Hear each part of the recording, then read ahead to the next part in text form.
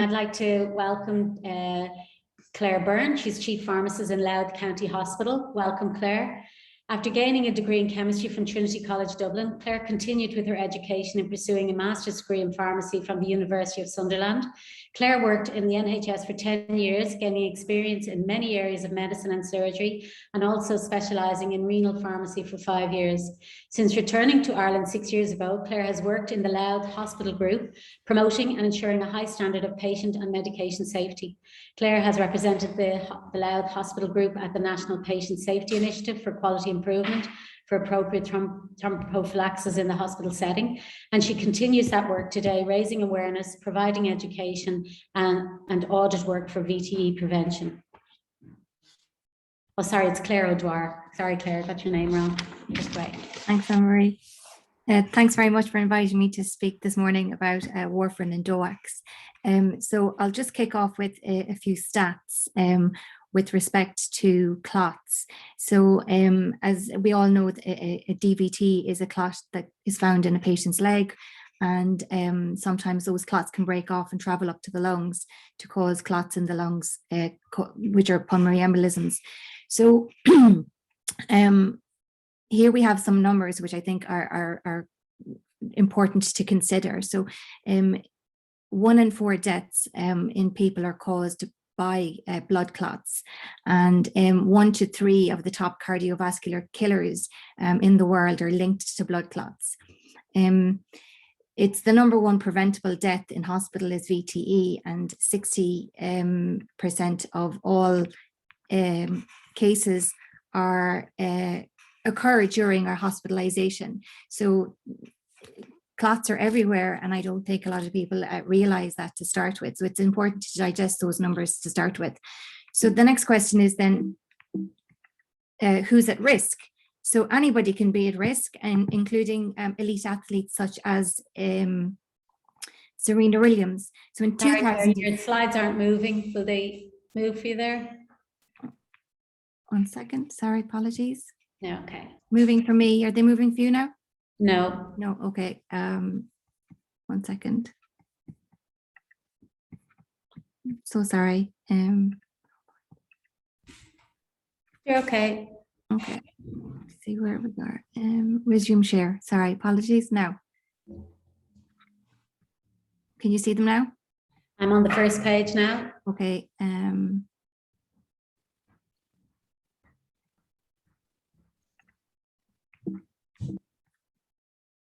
Let me just stop the share and I'll just restart the share. Okay. Take your time, no problem. Okay. Are we back online? Yes. Okay. Can everybody see Serena? Yes, we can Great. now. Okay, so Serena Williams in 2011 was diagnosed with a pulmonary embolism that she developed after having a DVT. She again experienced a PE in 2017 after having her child. So lots of people are affected by clots out there, even elite sports individuals. So as Dr. Crowley pointed out in her presentation earlier on, there are lots of different risk factors to consider for people developing clots. So she mentioned age being one of them, as well as living with cancer, obesity, women of childbearing age being on the oral contraceptive pill, or older ladies receiving HRT surgery. So there's lots of different risk factors out there that people might have on a day-to-day basis that would put them at risk of developing clots. So for a clot to form, putting it really simply, a clot is formed through the activation of what's called the clotting cascade. And to think about it in simplified terms, if you have a row of dominoes and it is set to go, when the dominoes all fall down, the end result will be a clot. And that's the simplest way to think about it, because the clotting cascade is quite complicated for the average person to get their head around, including myself. So when it comes to the treatment of DVT and PE, we have a few options available to us. We have medications, what are called anticoagulants, and these drugs alter the clotting process. And they work by stopping the clotting process and then therefore making it less likely for your blood to clot. So instead of all of the dominoes falling down one after another, something happens along the way to prevent all of the dominoes falling. So a few of them then don't fall. So our options when it comes to medications, the first one is warfarin. Now, warfarin is a medication that has been around for nearly 70 years. It was first discovered in the 1930s by some doctors in America, and it gets its name from the clinic where they were doing the research. So it's named after the Wisconsin Alumni Research Foundation. In 1948, it was first marketed as a rodenticide, but in 1954, it got its approval for human use. And one of the first people to receive warfarin as a treatment for a clot was one of the US presidents, President Dwight Eisenhower received warfarin. So I think lots of people would have already heard about warfarin, and it's a very well-known drug, and it's used for many indications. So for DVT, PE, antiphospholipid syndrome, and so on. It's tailored to an individual patient. So no two people will have the same drug because they're the same dose, because everybody is different. It's an extremely well understood drug, and it can be used in kidney impairment, which is a valuable treatment option for those patients. It is, however, a sensitive drug, in that it can be affected by the food that you eat in your diet on a daily basis. So there are certain foods to avoid because it can affect how effective the warfarin is for you in your body. At the same time, there are some food groups that end up causing the warfarin to be more effective than it should be. So it puts you at risk in a different way. Warfarin also interacts with a lot of medications, so it's extremely important that if you are started on warfarin, that a full medication review is conducted so that we can identify medication interactions and deal with them to ensure the patient's safety at all times. Patients need to go for blood tests routinely to ensure that the warfarin is doing the job as it should for you to either prevent the clot or treat the clot. And those blood tests will then determine what dose an individual person takes every day. If it is a case where your dose is changed or modified in order to make the warfarin more effective for you or to make it less effective, whichever way it needs to be altered for you as an individual, you will not see the result of that dose change for 2 days. Warfarin is a little bit slow to respond to changes, so that's always something to consider as well. About 11 years ago now, in 2010, a new class of drug became available on the market. They're called direct oral anticoagulants. The first one that got its license was a drug called dabigatran or Pradaxa, and that was licensed in 2010. And then soon after, it was followed by rivaroxaban and apixaban and edoxaban. So these are alternatives to warfarin. And they work by targeting one of the clotting factors that's required for a clot to form. So the medication works by binding to that clotting factor, and in doing so, it makes sure that there's less clotting factor available for the clotting process. So the likelihood then of either developing a clot is much less. For people who already have existing clots, the simplest way to think about how that drug is working for you to treat your clot is to look at it in terms of the food supply being cut off to the clot. And the clot, if it doesn't have an adequate food supply of all of the ingredients it needs, the clot will then starve and it then dissolves over time in your body. For patients receiving warfarin, for DOACs for preventing clots, the DOACs slow the clotting process down. And so then they reduce the likelihood of a clot forming in the body. The advantages of DOACs, unlike warfarin, there are no blood tests involved. I know that many people aren't keen on blood tests, but that's one of the added bonuses of the DOACs. DOACs, you don't need to restrict your food in any way and avoid certain food groups. And it's the same dose every day. There are much less drug interactions to consider with the DOACs. So there are a lot of bonuses there in going down the route of treatment with a DOAC. When it comes to treatment for an individual patient, it's always very important that the doctor and patient discuss the options available, because there are lots of different things to consider when it comes to choosing the right medication to treat your clot. So the doctors would always look at a patient's age, their gender, whether they're male or female, whether they have a history of clotting or abnormal clotting, or have one of the conditions that Dr. Crowley mentioned earlier on. And then you also need to consider the side effects, potential side effects, and other prescribed medications. So it's essential that that discussion takes place so that we can find the right medication for the individual and to best suit their needs and their lifestyle. Like all medications, there are plenty of do's and don'ts, but especially with anticoagulants, I think we need to be mindful of, doing the right thing and avoiding the wrong thing. So I would always encourage patients to, take their medication at the same time every day. That ensures that you get your 24-hour protection that you need to either treat your clot or to prevent your clot from recurring.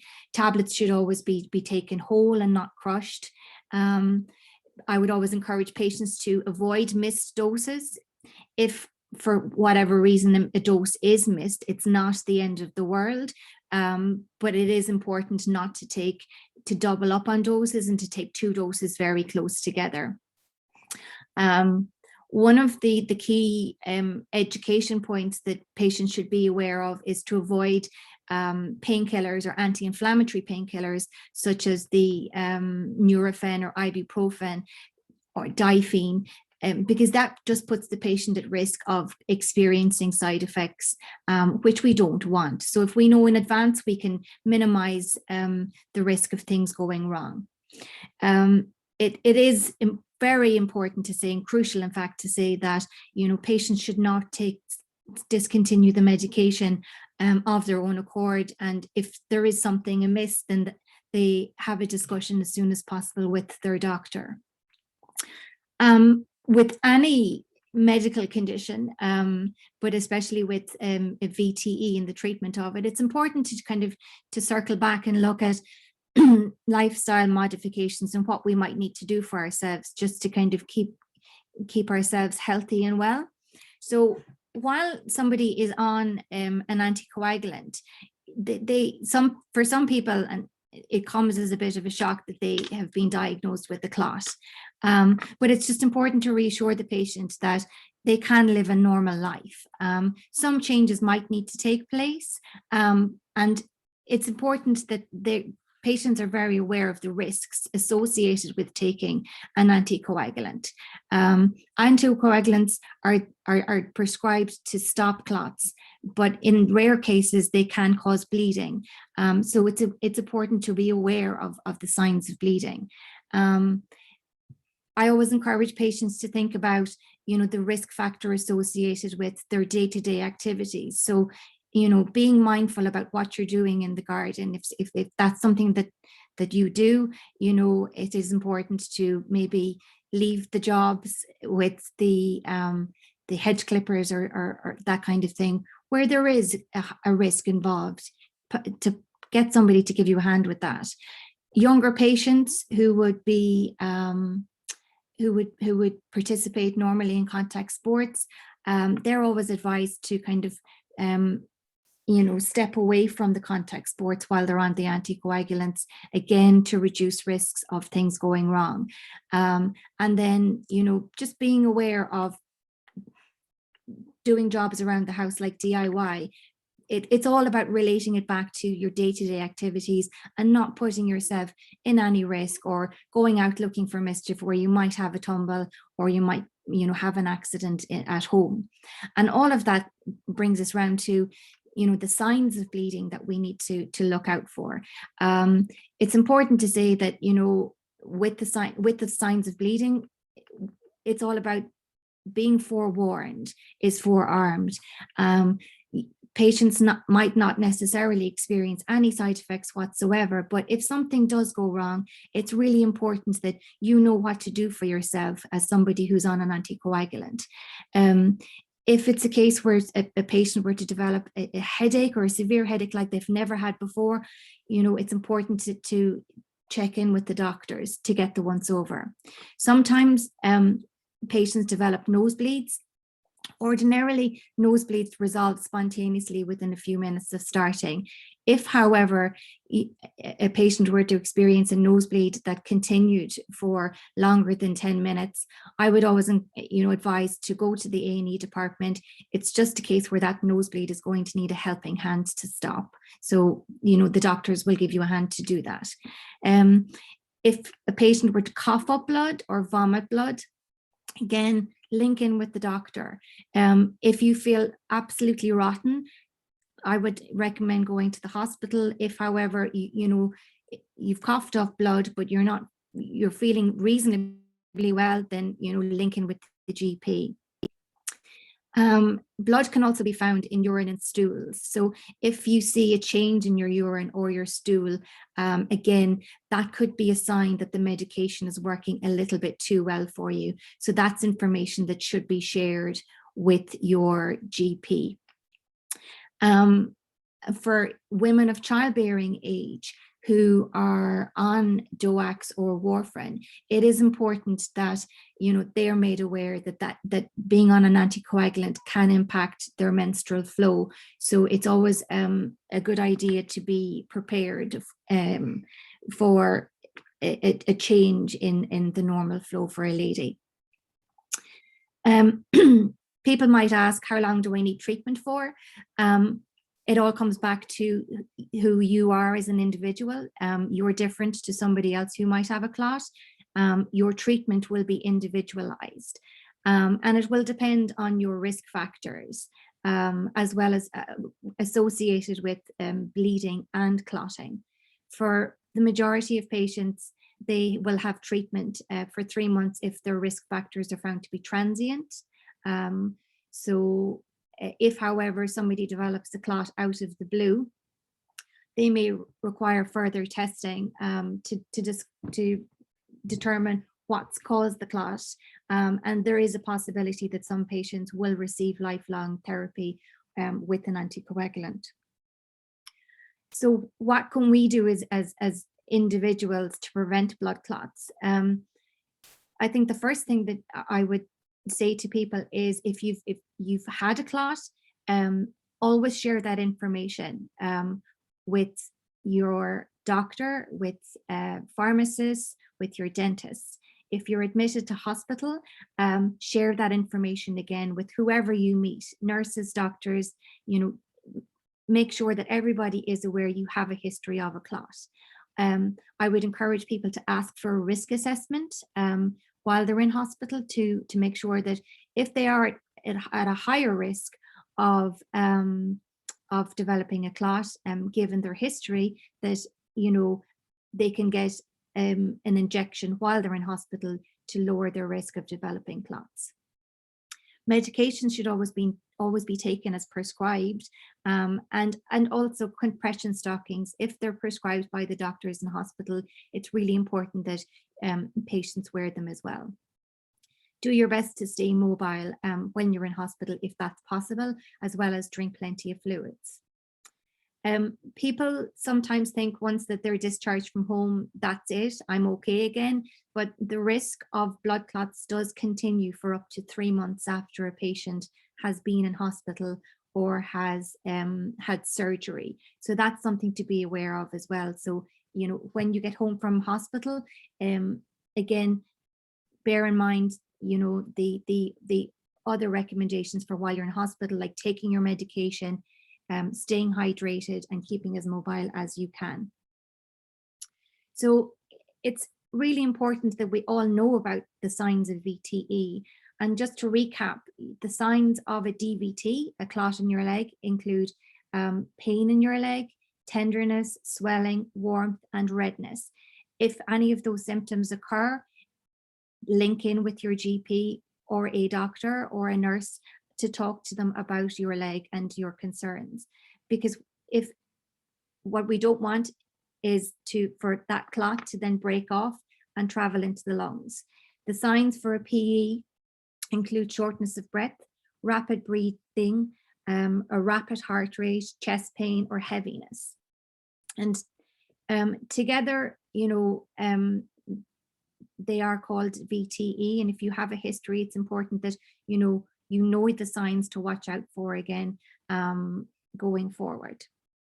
The information today is, you know, is limited that I've given you, but if I can redirect you to the Thrombosis Ireland website, which is fantastic and has a whole range of information available for patients. Thank you for listening. Apologies for the IT hiccup at the start. I'm happy to take any questions. Thank you so much, Claire. That was really informative. So we have a couple of questions. So Amy's asking, is there any studies done to see the percentage of people reclotting on warfarin versus DOACs? There is, yeah. So the warfarin is kind of these days is being replaced with the DOACs for many reasons, because of the DOACs are kind of the same dose every day. So it's for that reason, and for the lack of the blood tests and the convenience for the patients and the restrictions, they're moving over towards the DOACs. So warfarin, they're neck and neck really. So they're as effective as one another. It's all about kind of patient preference these days, and what better suits the patient, because we need to choose the right medication for an individual to take and to ensure compliance. So they're both as good as each other. Yes, yeah. Yeah. Okay. I used to be on warfarin. I felt reassured by having my INR checked. Now I'm on one of the newer drugs, and I worry that it is not working as well as warfarin, and it is not monitored because it's not monitored.